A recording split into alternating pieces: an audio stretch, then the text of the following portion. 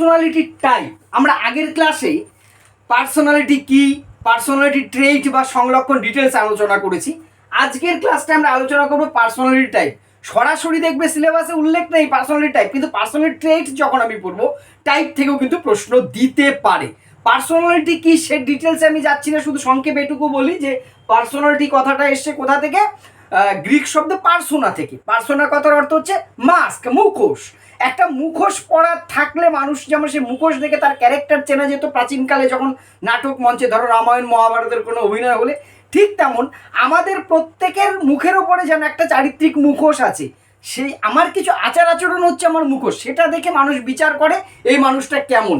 সেই যে গুণ বা বৈশিষ্ট্য সেটাকেই পার্সোনালিটি বলা হয়। আগের ক্লাসে ডেসক্রিপশনে দেওয়া থাকবে, ডিটেলস দেওয়া আছে, আমি যাচ্ছি না, সরাসরি বিষয়ে ঢুকছি। এসএলএসটির খুব ইম্পর্টেন্ট একটা বিষয় পার্সোনালিটি টাইপ, শ্রেণী বিভাগ।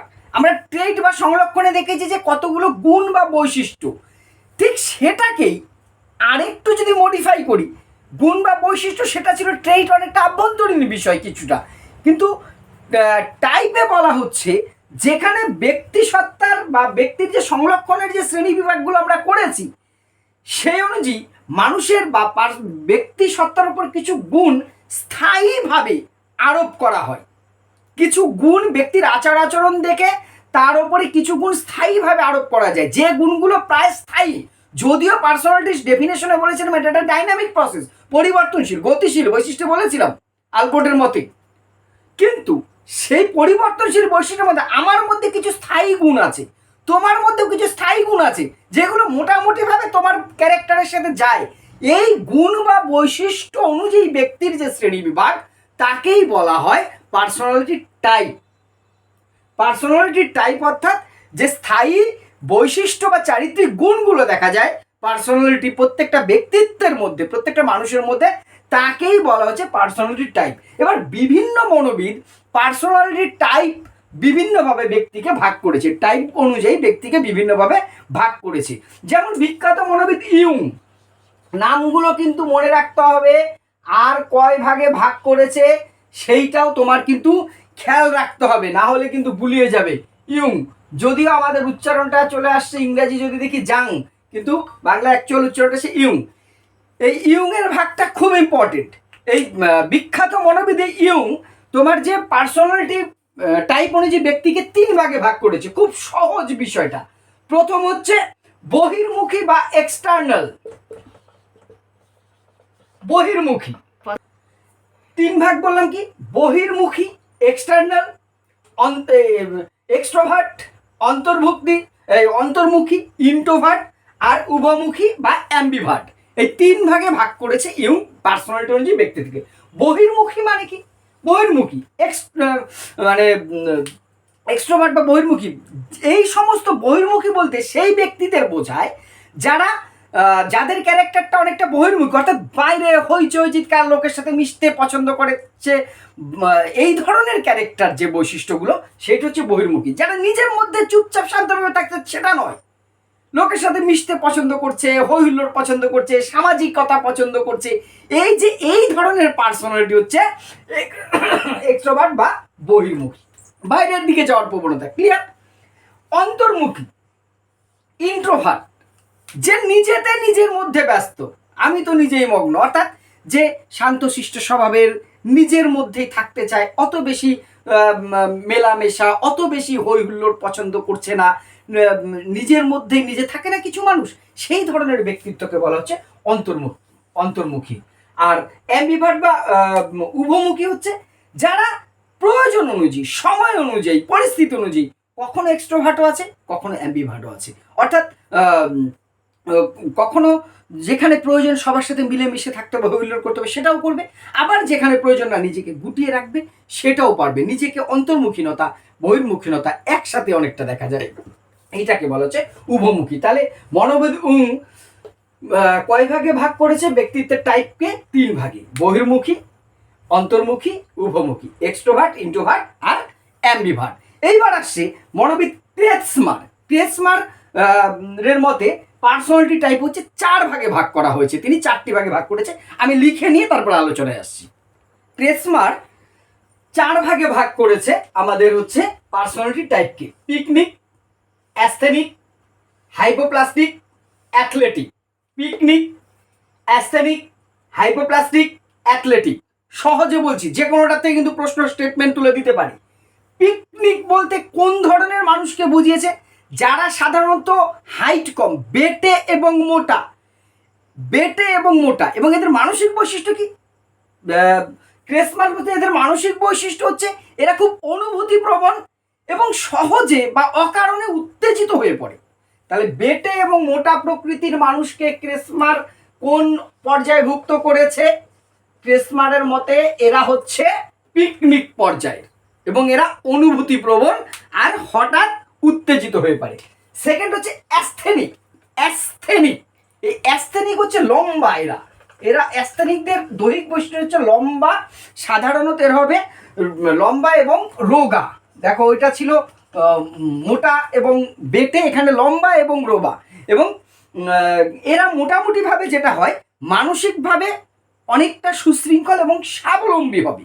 মানসিকভাবে সুশৃঙ্খল বলতে এরা অনেকটা বেশি সংযত থাকতে পছন্দ করে। পিকনিক যেমন বললাম, সহজে কি হয়, উত্তেজিত হয়ে পড়ে এরা, তোমার যে অতিরিক্ত অনুভূতি প্রবণ এবং উত্তেজিত, কিন্তু এরা সংযত প্রকৃতির হয়। অ্যাস্থেনিক এরা হচ্ছে বেটে মোটা, আর এটা হচ্ছে লম্বা এবং রোগা প্রকৃতির। আর এইবার হচ্ছে হাইপোপ্লাস্টিক, যাদের দৈহিক গঠনটাই ঠিক মতন হয়নি, দৈহিক গঠন ঠিক মতো হয়নি, তারাই হচ্ছে এই প্রকৃতি, অর্থাৎ দৈহিকভাবে একটু দুর্বল। দৈহিকভাবে সাধারণত একটু দুর্বল হয় এবং দৈহিকভাবে যখনই দুর্বল হবে, স্বাভাবিক দেখো আমাদের সাইকোলজি কি বলছে, তারা মানসিকভাবে কিছুটা হীনমন্যতায় ভোগে। এই যে হাইপোপ্লাস্টিক প্রকৃতির ক্রেসমার যাদের যে ক্যারেক্টারের কথা বলেছেন, টাইপের কথা বলেছেন, তারা কি হয়, তারা অনেকটা হীনমন্যতায় ভোগে। তার কারণটা দৈহিকভাবে যখনই দুর্বলতা থাকবে, তার হীনমন্যতা বোধটা আসবে। এবার লাস্ট হচ্ছে অ্যাথলেটিক, একদম বেস্ট পার্সন। যারা বেস্ট পার্সন কেন? একদম দৈহিক গঠন যাদের হচ্ছে একদম দৃঢ়, আর মানসিকভাবে এরা কি হবে, দৈহিক গঠন দৃঢ় এবং মানসিকভাবে এদের মধ্যে একটা ব্যালান্স করে চলবে, অর্থাৎ সাম্য থাকবে। তাহলে পিকনিক হচ্ছে বেটে এবং মোটা প্রকৃতির, এরা অনুভূতিপ্রবণ এবং উত্তেজিত হয়ে যায় সহজে। অ্যাস্থেনিক হচ্ছে কি লম্বা রোগা, একটু সংযত তুলনায়। আর হাইপোপ্লাস্টিক হচ্ছে দৈহিক গঠন ঠিক মতন হয়নি, ফলে হীনমন্যতায় ভুগছে। অ্যাথলেটিক হচ্ছে বেস্ট কোয়ালিটি, যাদের দৈহিক গঠন দৃঢ় এবং মানসিক গঠনের মধ্যে একটা সাম্য রয়েছে। এই হচ্ছে ক্রেসমারের মতে। ক্রেসমার 4 ভাগে ভাগ করেছেন। এর পরের ভাগটা আমরা আবার আসছি, লিখে নিয়ে তারপর আলোচনা করছি। সেলডন, মনোবিদ সেলডন ব্যক্তিত্বের টাইপকে দুটো দিক থেকে ভাগ করেছে। একটা ভাগ করেছে দেখো দৈহিক দিক থেকে 3টে ভাগ করেছে, আবার মানসিক দিক থেকে 3টে ভাগে ভাগ করেছে। আগে দৈহিক দিকটা দেখব। দৈহিক দিক থেকে এন্ডোমর্ফ, মেসোমর্ফ, একটোমর্ফ, এই 3 ভাগে ভাগ করেছে।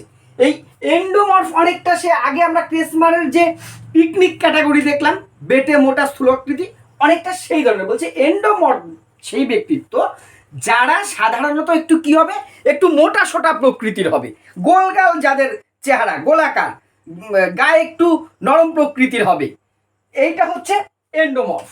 আর মেসোমর্ফ এরা কি, এরা লম্বা, একটু কাঁধ চওড়া হবে, লম্বা কাঁধটা চওড়া হবে, দেহ পেশি কঠিন বা শক্ত হবে, এরা নরম হবে না। কিন্তু এন্ডোমর্ফ একটু শরীরের দিক থেকে তুলতুলে নরম প্রকৃতির, আর মেসোমর্ফ বলছে লম্বা হবে, কাঁধ চওড়া হবে, সেই প্রকৃতির। আর একটোমর্ফ এটা হচ্ছে এরা দেহগতভাবে দুর্বল প্রকৃতির, যাদের দৈহিক গঠন ঠিকঠাক হয়নি, যাদের দৈহিক গঠনের ত্রুটি আছে, সেই ধরনের ব্যক্তিত্বকে বলা হয়েছে একটোমর্ফ। তাহলে দৈহিক দিক থেকে সেলডন কয় ভাগে ভাগ করেছে? ব্যক্তিত্বকে 3 ভাগে, এন্ডোমর্ফ, মেসোমর্ফ, একটোমর্ফ। এইবার আসছে মানসিক দিক থেকে। মানসিক দিক থেকে 3 ভাগে, ভিসরনিক, সোম্যাটোটনিক আর হচ্ছে সেরিব্রোটনিক। ভিসরনিক, সোম্যাটোটনিক, সেরিব্রোটনিক, এই যে 3টে ভাগের কথা বলেছে। প্রথম যেটা ভিসরনিক, এরা হচ্ছে কি আরাম প্রিয়।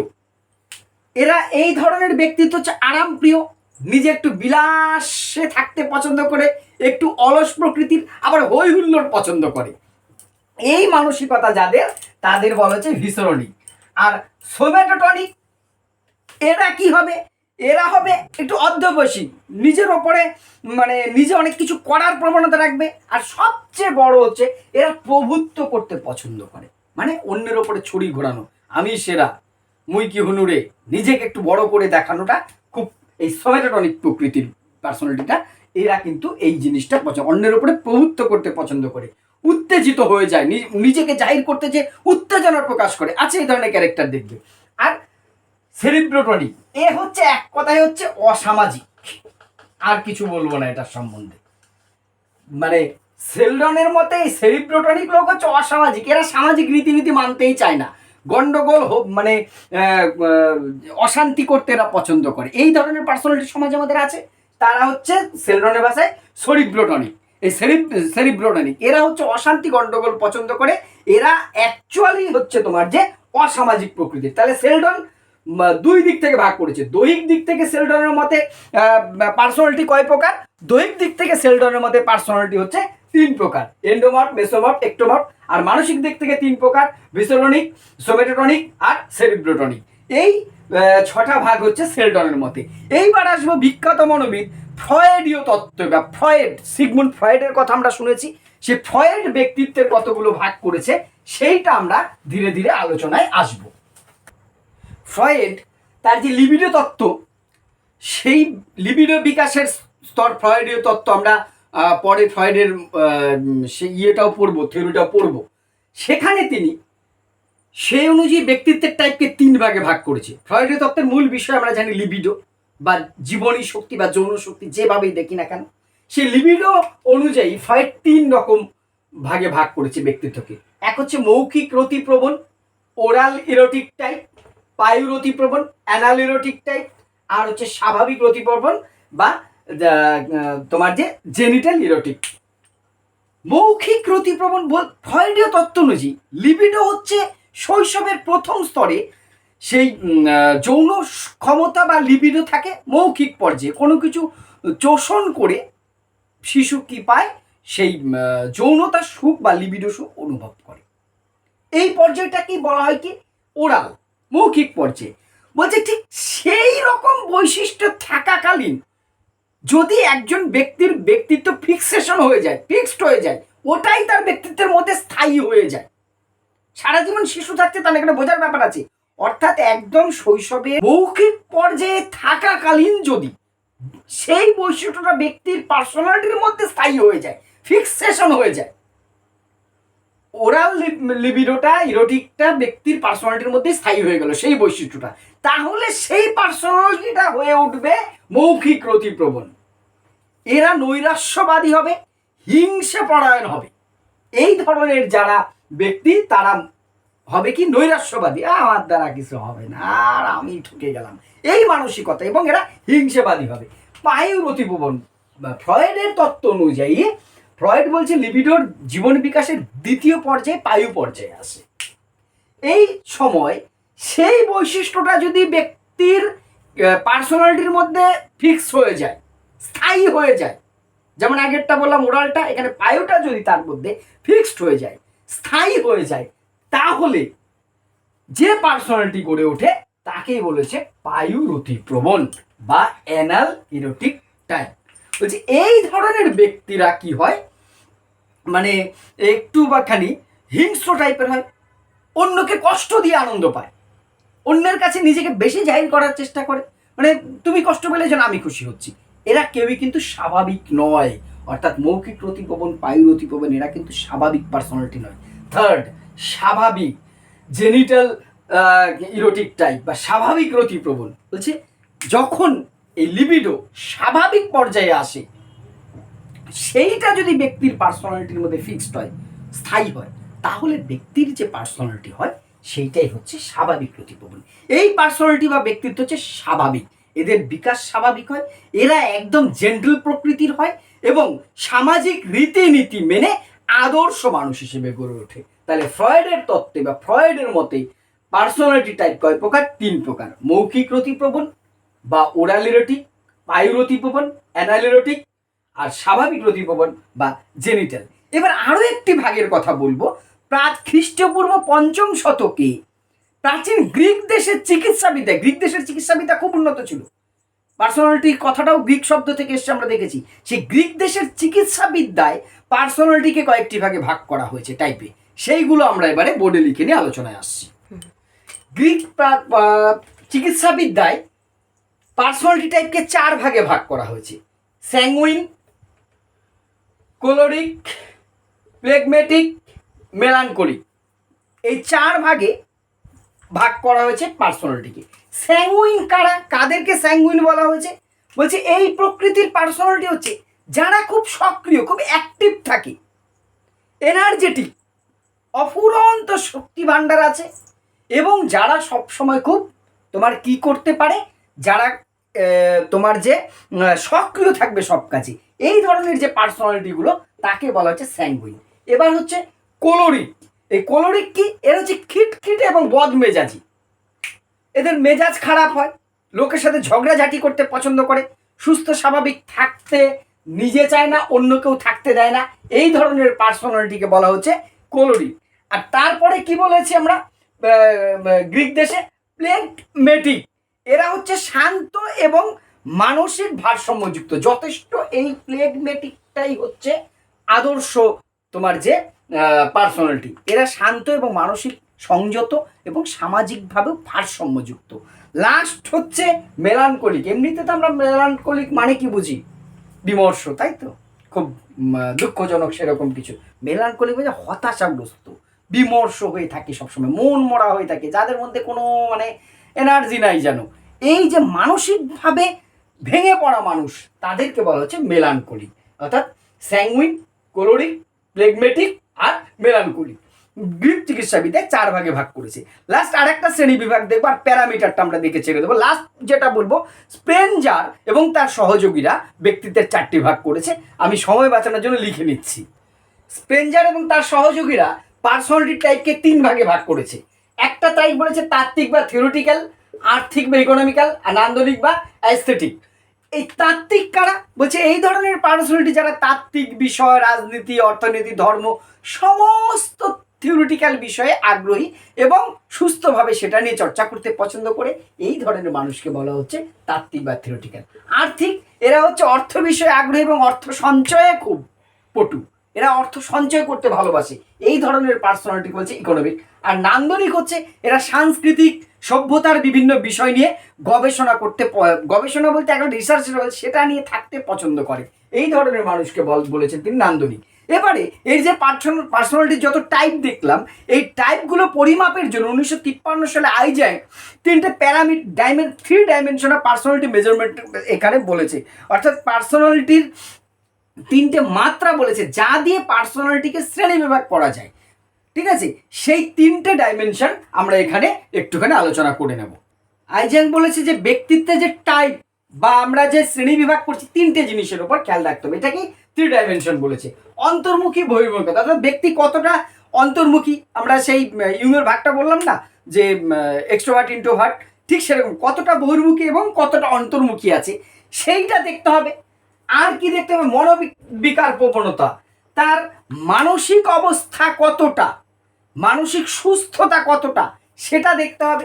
আর একটা হচ্ছে উন্মত্ততার প্রবণতা, তার মানসিক বিকার আছে কিনা, তার মধ্যে কোনো বিকার আছে কিনা, কোনো বিষয়ে সে অতিরিক্ত ওভার রিয়াক্ট করছে, কোনো বিষয় দেখলে ক্ষেপে যাচ্ছে, উত্তেজিত হয়ে যাচ্ছে অকারণে, এই ধরনের প্রবণতা তার মধ্যে আছে কিনা। এই 3টে বিষয় দেখে তবেই হচ্ছে আইজ্যাকের মতে তোমার যে কি করতে হয়, এক ব্যক্তির পার্সোনালিটি টাইপ বা শ্রেণী বিভাগ করতে হয়। এইটাই হচ্ছে প্যারামিটার 3 ডাইমেনশন বলা হচ্ছে। এই হলো পার্সোনালিটির মোটামুটি প্রথম ক্লাস করেছি, আজকে টাইপগুলো বললাম। নেক্সট ক্লাসে আমরা সাইকোলজির অন্যান্য বিষয় নিয়ে আলোচনা করব। নতুন হলে সাবস্ক্রাইব করবে এবং শেয়ার করে পাশে থেকো। ধন্যবাদ।